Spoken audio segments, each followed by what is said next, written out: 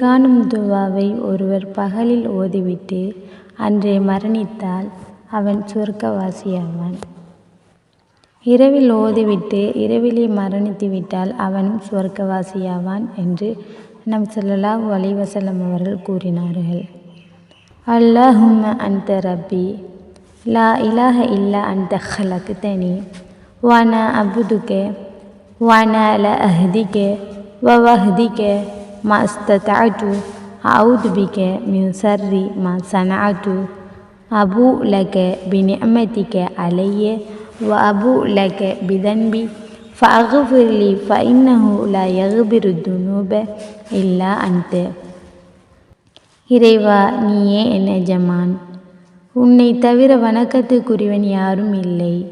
என்னை நீயே படைத்தாய், நான் உனது அடிமை. உனது உடன்படிக்கையின்படியும் வாக்குறுதியின்படியும் என்னால் இயன்றவரை நடப்பேன். நான் செய்த தீமையை விட்டும் உன்னிடம் பாதுகாப்பு தேடுகின்றேன். நீ எனக்கு செய்த அருளோடும் நான் செய்த பாவத்தோடும் உன்னிடம் மீள்கின்றேன்.